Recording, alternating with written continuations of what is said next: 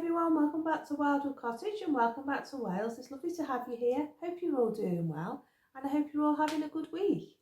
Well, it's Wednesday again and it's raining and we're having a rain day. So I thought what I'd do today was, I thought I'd do some baking because we've got an event on at church tomorrow marking the 80th anniversary of D-Day.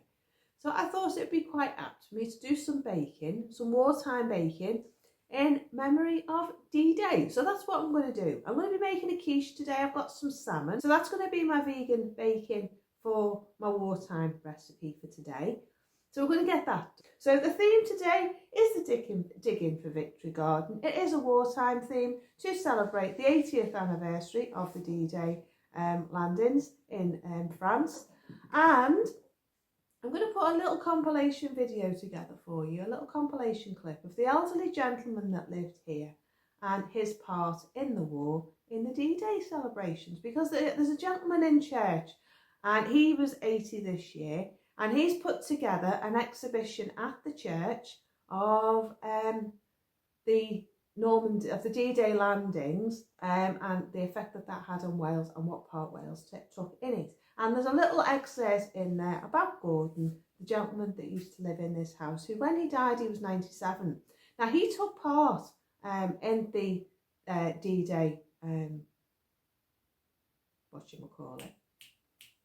operation, whatever you call it, you know, the event, the actual event.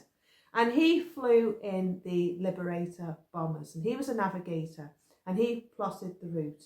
When he was a navigator in the aircraft, they used to do 12-hour shifts, and he used to, he had his flight watch and he used to plot out the route. And what they used to do was they used to fly in a square over the English Channel to stop try to confuse the German U-boats, to make them think that the Allies were going to land somewhere different. And he was one of the navigators in the plane. And I think he said there was a shift of 6 different people. There was a gunner in the back, and then there was the pilot and the co-pilot and the navigators. And they used to change over and do a 12-hour shift, and then someone else would come and do a 12-hour shift. So he was one of those. Now, he kept his war log. I remember it being here, and he showed me his war log of the different sorties that they did in practice for the D-Day landings. He went to Canada to do training. He also went to Africa to do training. And I think he went to Malta, but I'm not sure. But yeah, the little exhibition in the church. I'll take you to the church in a bit and I'll show you the boards and show you the little excerpt about Gordon. He was 97, as I say, when he died. And he kept his logbook all that time. And his navigator equipment off the aircraft as well that he brought home with him when he was disbanded from the RAF. So yeah, that went to the Imperial War Museum after he died, and they've now got that in their exhibition. And yeah, it was just a nice ending for all that stuff. So we've invited the Scouts because Gordon was the last Boy Scout. He always used to come to church dressed in his shorts, his long socks, his shoes, and a nice shirt and jacket. He didn't wear his neckerchief to church, but he was always dressed like the old Boy Scout. Every time I came here to clean for him, to do his garden, he had his shorts, he had his long socks on. When he was in hospital before he died, that was one of the things he asked me for, was his shorts and his long socks. So for most of his life, after he came out of the RAF, he was a Boy Scout. And he led the Scout group here. And there's so many men here now that he had such an effect on, whose lives were impacted by Gordon and the memories that they have of being in the Scouts. And I think that came of his love for what he learnt during the war, what he learnt in the RAF. He lived like he was in the war right up until the end. He didn't use a lot of food. He was always quite frugal. He always made do amend. And yeah, he's quite an inspiration to me still today. So towards the end of the video, in fact I think at the end of the video, that's what I'll put in for you and let you see the exhibition and let you see the little bit about Gordon, and then you'll have a bit more of an idea of the gentleman that used to live here and why I'm so fond of him. It's 4 years now since he died, and yeah, I just have lots of happy memories of my old mate Gordon. So yeah, I have the blessing of living in the house and pretty much sitting where he used to sit every single day. He had a Rayburn here and he used to sit in the chair next to me here. And it's not his chair, we got rid of those and this is my chair, but he used to sit in this spot every day next to the Rayburn using very minimal heat, very minimal oil, and he did all his cooking on there and he sat there. And you know, I think he sat a lot of the time by candlelight in the house because his energy bills were very low. So yeah, we're going to go in the kitchen. I'm going to do the quiche. I'm using my wartime pastry recipe, my own eggs, some salmon, and some feta cheese because I found it in the freezer. So I thought rather than it go to waste, I'm going to use it in my quiche. So just going to set myself up in the kitchen and we'll get stuck in. So see you in a minute. So we're making my pastry and this is my Eating for Victory book. Now I have made quiches before. I'm not sure if I've made the salmon one before, but it's one of my favourites. I found it in the freezer, so that's what I'm going to make. So this is my recipe just here. As I say, it's out of the Eating for Victory book. And it was out of one of the wartime leaflets on how to make pastry. So that's the one I'm using. It's 8 ounces of flour, half a teaspoon of salt, 2.5 to 4 ounces of fat and cold water to mix. Now I don't use fat, I use eggs. Simply because I can't eat fat because of the rapeseed issue allergy that I have. But I've got my own eggs and eggs contain fat. So I find them a good substitute to butter or margarine. So if you're looking to cut back on your fat content, do use an egg instead. And you can use a bit of oil if you want to. I choose not to. Sometimes I will. And if I do, I use a little bit of olive oil, cold pressed olive oil. And that way it's not got rapeseed oil added to it. And I also use water just to finish off the pastry and to get ready, and I find it's just as good a short crust recipe as anything else. And what I do is with the flour I mix the egg in and make it like you would make a crumble, make it all crumbly, and then add either the oil or the water, and that way you still get the short crust effect but you're not using all the fat. So that's what I choose to do. Right, I'm just getting ready to go down to our D-Day celebrations down at the church, and I've got myself a selection of goodies. I've dressed up for the part, 80th anniversary. I've got my trusty tea cosy. I've got some stuff for the buffet that we're doing later on. So I've got my vintage plates, and I'm taking a selection of wartime books as well. I'm going to go down there till about 12 o'clock. It starts at 10, so I'm going to go down there till about 12 o'clock. And I'm just going to do something with this fringe. It's all over the place. And if I can, I'll show you a bit of the exhibition as well. And Gordon in the exhibition, because he's in there twice. He doesn't get just one mention, he gets 2 mentions. So yeah, anyway, I'm going to get myself off. I'm just going to clean my teeth, get my hair sorted out, and head off down to the church and down to do tea and coffee. So yeah, I'll show you when I get there, show you if I can what's going on, and let you have a little look around. So I'll see you in a bit. I've just come back from the church and I've come back to do my quiche. I've made the flan case, just need to take the beads out, but my flan case turned out really, really well, to be honest with you. Look at that, I'm really pleased with it. So it's about 12-inch quiche tray. And it's nice and thick, so it's not going to leak. There's no holes in it, so it's not going to leak. So what I'm doing is I'm doing a make, do and mend quiche, because it's ingredients that I've got in the fridge that need using up, and I'm just going to plonk them in the quiche and get them used. So just get my ingredients together and I'll show you what I'm using. Right, so I've got myself 5 eggs. Don't really need me to show you, but there you go. I've got 5 eggs there. I've got one that's been cracked because I've got a hen eating my eggs. So I need to check that one before I use it. This is my pack of salmon that I found in the freezer. So I'm going to use that. I've got a bit of red pepper, a little bit of mixed veg left from feeding the dog because he's on a raw diet now. I've got some olives that are left, and I've got a bit of grated vegan cheese that's left. So I'm going to put some milk in with the eggs to make them go a little bit further, And I'm just going to chop the vegetables basically and plonk them in, put the egg on the top, bung it in the oven. Bob's your uncle. You've got a nice make-do-amend quiche to go with your Digging for Victory campaign. So I just chop all the vegetables up, start putting it together, and show you me putting it together and popping it in the oven. You have to excuse all the noise. The dog was about, the chickens are squawking, and the bee man is at the bee place at the back. So it's all going on here today. It's a beautiful day out there. The sun's out, so we've got a lovely day for our D-Day celebrations. I'll just have a fight with this and then we'll sort it out. So I'm just going to start plonking the ingredients in the flan case randomly. I do like salmon. Salmon is beautiful, and they probably would have had in the countryside a means of getting fresh fish. Someone would have been going and fishing the rivers, and you would have been able to swap, as I say, some of your ration, like your chocolate or your cigarettes or something that you didn't use yourself. People would have still got the ration anyway, whether they did want it or not, and they would have been able to swap it for something else. So just a sec.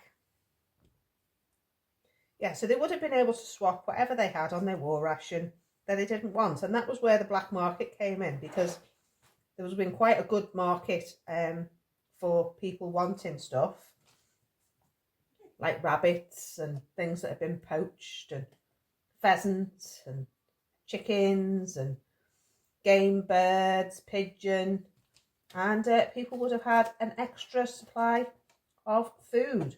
So there's not a lot of salmon in this packet. This is from Lidl from Christmas. Break them up, make them go further.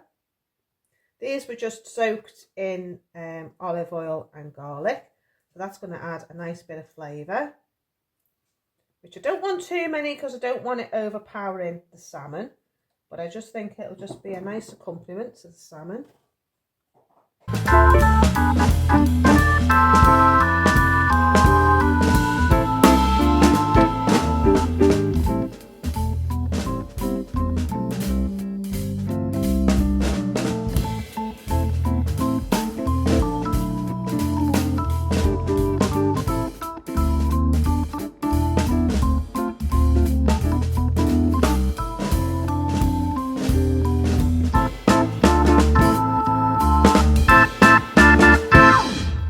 I'm going to put that in the oven now for 45 minutes and let that cook away, and then I'm going to take a slice with me tonight to have with our meal while we eat with our visitors from America. So it's a lovely day, as I say, a lovely day for a celebration, and I'll show you it when it's finished. Right, my quiche is done. It's been in about 45 minutes. And as you can see, it's all set. So I'm just going to leave that to cool, and then I'll pop it back in the oven when I get back to church, and just warm it through again just to make sure it's all fully cooked. So I think that's it. Do have a go at making it. I'll pop a link onto my Ko-fi page where you can find the recipe for this recipe. And yeah, I hope you enjoy making it yourself. So today is the 80th anniversary of the D-Day landings, and I just thought I'd come here to the War Memorial in town and do a little special video for you, just with my thoughts about D-Day. These are some of the wreaths on the War Memorial, and this is the War Memorial itself. And it just strikes me how little people are marking the events here in where I live, because there's been no celebrations at all, no memorial, no service in the local church, nothing to commemorate the 80th anniversary. And I just think that's really sad, because each one of those people on this stone here was a local person who gave their life so that we could have what we've got today. So I just thought to come and just mark the day, mark the event, and just show you the memorial, and just take a moment just to say thank you to all the brave men and women that gave their life in both World Wars, but particularly the Second World War, and what today means for the end of the war, and the fact that the Germans didn't invade our country and didn't take us over. So as you know, I'm very fond of Gordon, the old man that lived in my house, and he was a Boy Scout until the end. So I thought this was a fitting tribute just to say thank you.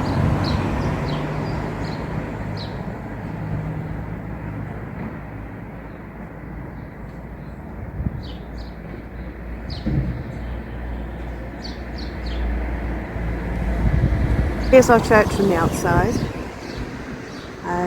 Lovely building. And the rose in the garden there, and that's a pilgrim.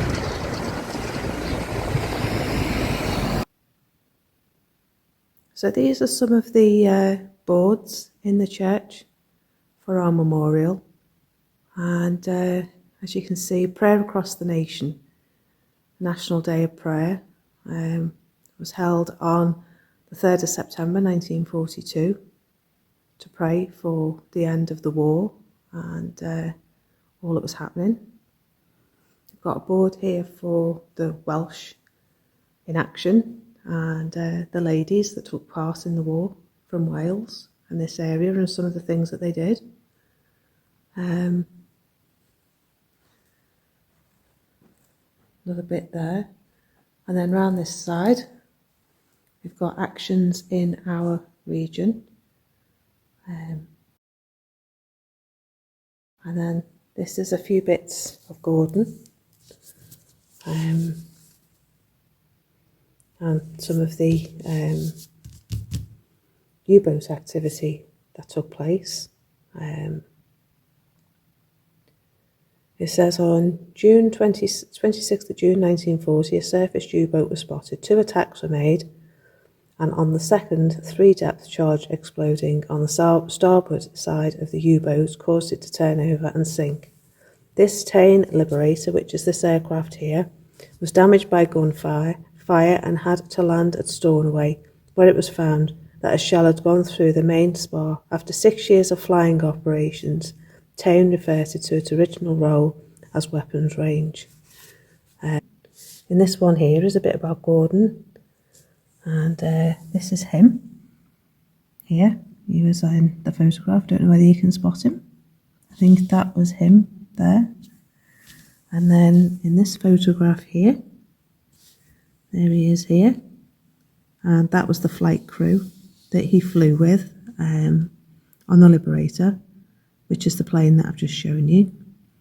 And then after the war, he came here and took charge of the local scout group. He came here in 1952, and he helped to establish the scout group here, which is still going strong. And they have a scout camp here. And he retired at 65 from the Scouts, but he dedicated his life really to the Scouts and the Scout movement. And there he is there in his Scout uniform. But he always dressed like that. I always remember him shorts and a shirt like that. And then for church on a Sunday, he'd have his shorts, a shirt and tie, and a jacket, a wool jacket with a Scout badge on it. So yeah. And then that's the picture above that I showed you first. It says Gordon, top left, training course colleagues in South Africa. And that's him there.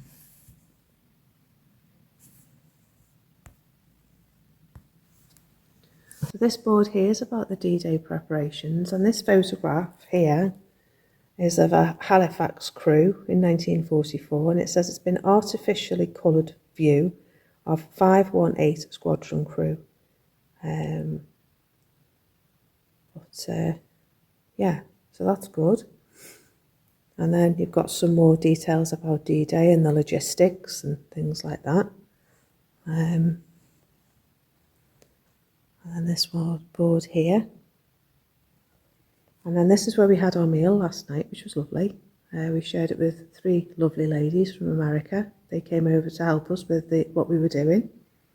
And fittingly, this is the American board and talks about the part that they played in D-Day as well, and helping us overcome the Germans.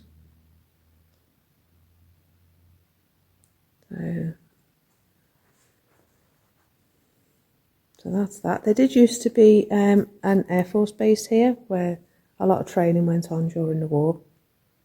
But it says this board, for our Make Do and Men viewers, this board is borrowed from a model railway project.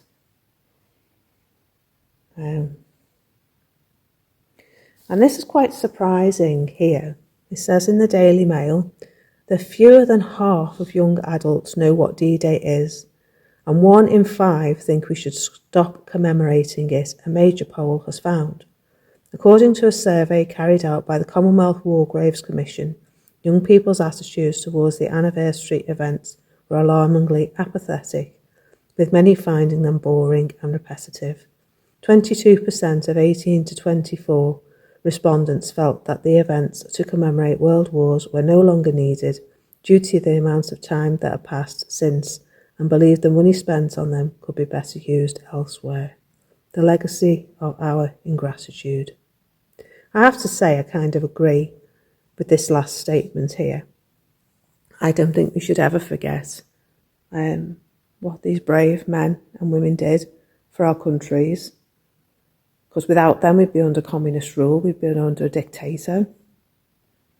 We would never have known the freedom that these young people take for granted from birth.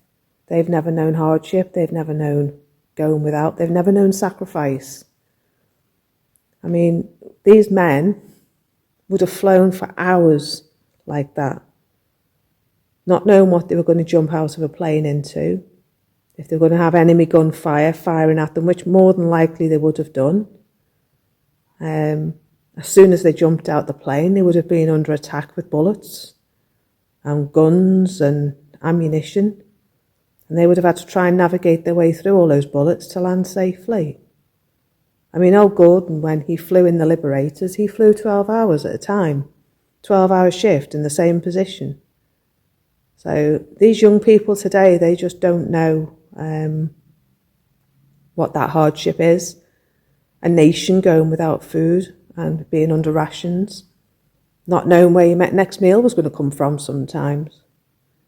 This generation that we have today, growing up, is a bit scary, because you wonder what they would do if the same thing happened today. Would they fight for our country? Would they fight for our freedom? Or would they just hand it over to somebody like Hitler on a plate? I think that's what surprised me today, really, is coming into town and not seeing anything. Nothing on the war memorial, nothing on at the church in Wales Church, nothing, just nothing. The elderly gentleman that put all this display together, there's more inside the actual church itself. I'll take you in and show you in a minute. But he said that when he told the town council what we were doing, they said thank you, because nobody else was doing anything. And I find that really, really sad. All these brave men and women gave their lives for what they believed to be freedom. They believed to be the future of us all. And I, for one, am very grateful for people like my granddad and my nan working away. My nan worked in an ammunitions factory, as far as I know. People making parachutes, there was people making aeroplanes, servicing engines, women serving alongside the men, all for the one cause, and that was to make sure that Hitler was never allowed to succeed and take over our nations and bring them under communist rule. And I find it scary. Is that a state of what young people are today and what they want for their lives? Do they want to be ruled like China is? That's just really worrying. Or like Russia with Putin. So yeah, I find that very scary indeed. It says here, I'll just read this to you. It says, this is an extract from Newsweek. It says it was a few minutes before 10 p.m. Eastern Time, Tuesday 6th of June 1944, when President Franklin Roosevelt began his radio broadcast to an anxious nation. Earlier that day, he had held press conference for 180 reporters about the D-Day invasion, its scale and seriousness. Special editions of newspapers across the country, big cities and small towns too, led the same story and headlines. The war in Europe had begun. Our soldiers, airmen and seamen, Americans, learned that day, were embarked on an invasion of massive proportions to liberate the European continent from Hitler's war machine. They crawled out of the sea and dropped from the sky. 160,000 Allied troops in all landed along a heavily fortified 50-mile stretch of French coastline, supported by more than 5,000 ships, 13,000 aircraft. The stakes could not have been higher. The fate of the free world hung in the balance. And then it says here, the sheer strain of wartime responsibility can be plainly seen as Roosevelt prepares to address the nation. I mean, that was one massive operation, 160,000 Allied troops, 5,000 ships and 13,000 aircraft, and Gordon was flying in one of those 13,000 aircraft to disorientate the Germans, to keep the U-boats out of the English Channel so that they could land on the beach, because unless they'd done that, they wouldn't have been able to go from Portsmouth and sail all the way across to where the D-Day landings were going to take place. And the aircraft had to confuse the Germans, keep them out of the English Channel, to allow safe passage for everyone to go so that they could do what they needed to do. That's amazing.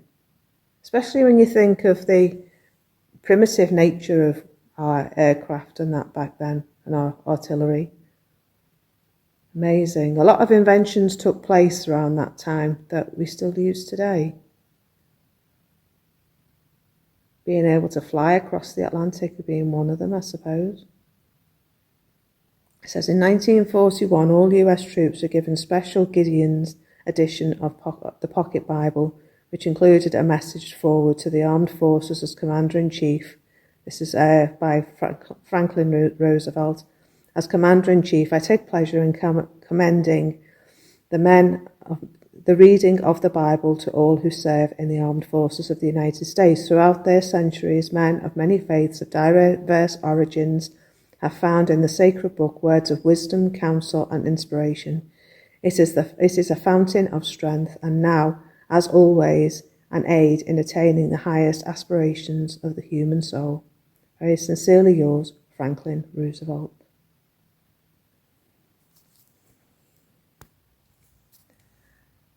So this is where the people came in, that door at the top there. And this is the exhibition we had going on in the church. Here we have the Royal British Legion section. And we had a thing for people to be able to give if they wanted to. And we also had a visitor's book as well. And people could sign saying who they wanted to remember and where they were from. So that was nice. Not many people signed it, unfortunately. Hopefully more people will sign it this evening. We also had the Bible open as well, and we had the scripture from John 15. And it says, greater love hath no one than this, that someone lays down his life for his friends. You are my friends if you do what I command you. No longer do I call you servants, for the servant does not know what the master is doing. I have called you friends. For all that I have heard from the Father, I have made known to you. I just love that. Greater love hath no one than to lay down his life. And that's what I think of all these brave men. And Mrs. Gordon. and his awards of merit for the Scouts. This is old Gordon, who lived in my house. Called home May 20th, 2020, age 97. This is about the refugees. Britain, a refuge for the oppressed, and where some of the people came from, because we mustn't forget all those people as well that were persecuted by the Germans, the Jews especially. And people had to flee. They couldn't stay, it wasn't safe. There's refugees in the house next door to where I live. This is about the swastika that people still readily use today. And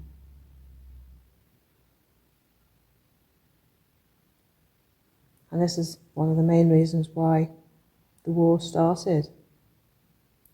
The denial of of God as creator, and then the elevation of man as the arbiter of all things. And then this board over here, about women in the war again.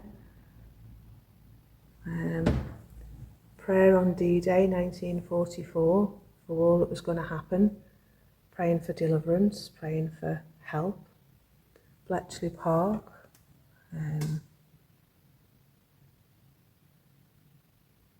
2,500 women worked there. That's a lot of people. It says the code breakers were then able to give the architects of DDay the confidence to know that the enemy had swallowed the vast campaign of deception over the place, timing and scale of the Allied landings. The deception condemned Operation Fortitude. Decoded messages also revealed German plans for invasion defences, including anti-tank obstacles of reinforced concrete. The Germans called Rommel's teeth, and the 6.5 million mines the Germans had laid in June 1944.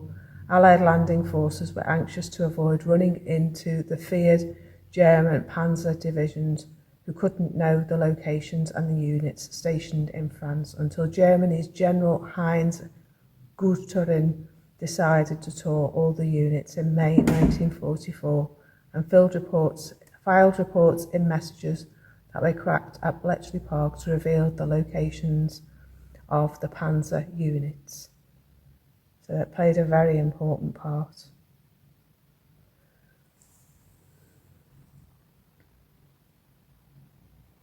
Look at that face on that man there.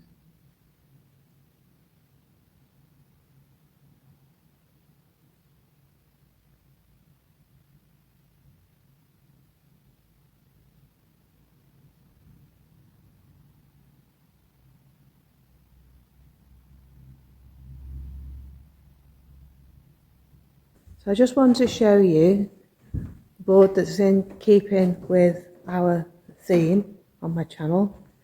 And this is the recycled Make Do Amend board, and it says the materials supporting this display are repurposed to remind us of the Make Do Amend austerity of World War II. It says this window, which is this window here, reminds us in a simple way of the method of preventing injuries from flying glass caused by bomb blasts in the Blitz. And the rolls of gum tape that we use.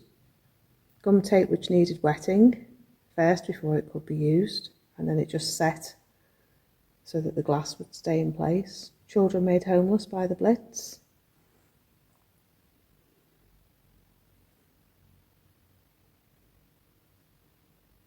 So yeah, it was a very interesting display indeed. Didn't get a chance to look at it yesterday properly, so it's been nice to have a good look while there's nobody here. And I like what it says here. The context of DDay, suffering and sacrifice, blood, sweat and tears, the fight for Christian civilization, prayer and planning. And it says the materials supporting this display are repurposed to remind us again of Make Do and Mend austerity in World War II and its aftermath. So there you go.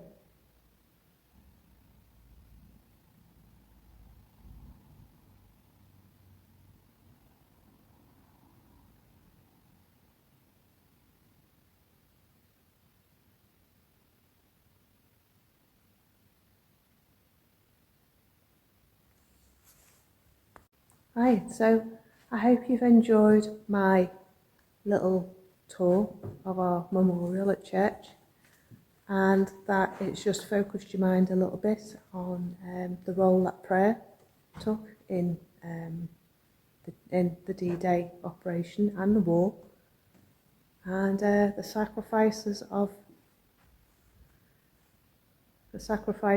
these brave men and women that gave their lives that we could have the freedom that we have today and the life that we enjoy today, because without it, life would be very different.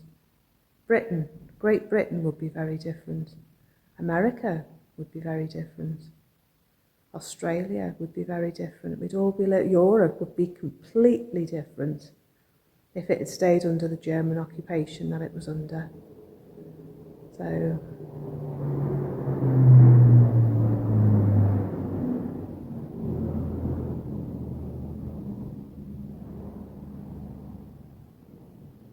that was quite fitting. If you could hear that aeroplane, that was Hercules just flying past. So yeah, that's it from me for today. I just thought you'd like to have a look at our exhibition, and that I'd do something special to show you Gordon and the things that he'd done during the war, and also the part that he played in D-Day as well, and just take the time to show you, because nobody else seemed to be making an effort today, so I thought I would. So I hope you've enjoyed my video. If you have, do like and subscribe, do hit that notification bell, and I will see you in the next video. So take care, bye for now, bye bye.